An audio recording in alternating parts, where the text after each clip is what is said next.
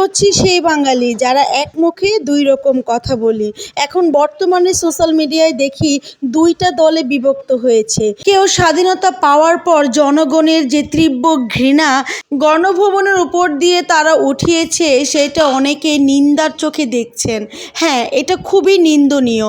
তবে আপনি এটাকে যদি অন্যভাবে ভাবেন, তবে একবার ভেবে দেখবেন যে মানুষটা দীর্ঘ 15 বছর এদেশের মানুষের উপর তার মুখের ভাষা কেড়ে নিয়েছে, হাজারো শহীদের রক্তের বিনিময়ে যে ভাষার জন্য লড়াই করেছিল, অথচ সেই ভাষাকে দমন করার জন্য কত কিছুই না ছিল এই ক্ষমতার লোভে ক্ষমতাকে টিকিয়ে রাখতে হাজারো মায়ের বুক খালি করেছিল।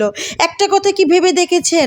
মনে করিয়ে দিয়েছি ছোট্টবেলার কথা। আপনাকে যখন কেউ আঘাত করত, তখন সেই আঘাতের যন্ত্রণা আপনি তখনই কমে যেত যখন পাল্টা আঘাত আমরা করতাম। আসলে দেশের মানুষগুলো এতটাই ক্ষিপ্ত ছিল, এতটাই আঘাত এবং এতটাই কষ্ট এবং জর্জরিত ছিল এই শাসকের আমলে, যে মানুষ ভুলেই গিয়েছিল তার মনুষ্যত্ব। নতুন কিছু নয়। যখন বেগম খালেদা জিয়া পদত্যাগ করেছে, তখনও তার সাথে সেই একই রকম হয়েছে।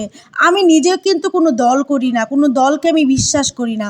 আমি মনে করি যেই দল এই দেশের গণতন্ত্রের বিরুদ্ধে, সেই দলকে আমি ঘৃণা করি। আমাদের দেশ মানে অনেকটাই আবেগীয়। কতদিন আগে দেখেছি এই মানুষগুলো এই সরকারের বিরুদ্ধে অনেক কথা বলেছে, এখন আবার দেশের মানুষের যে রাগ অভিমান দেখে তারা এটা মেনে নিতে পারছে না।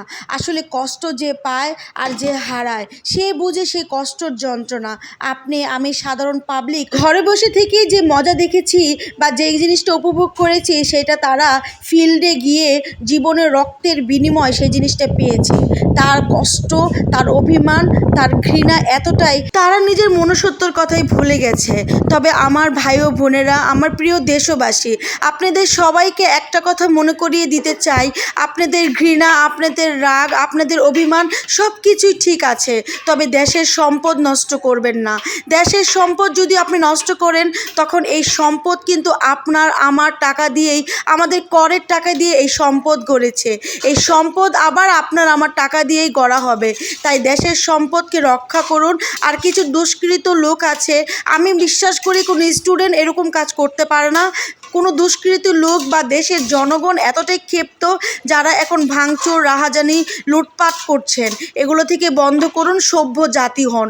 এই জন্যই আমরা দেশকে স্বাধীন করিনি, আমরা সভ্য জাতিতে রূপান্তরিত করতে এদেশ স্বাধীন করেছি। ভালো থাকবেন। আল্লাহ।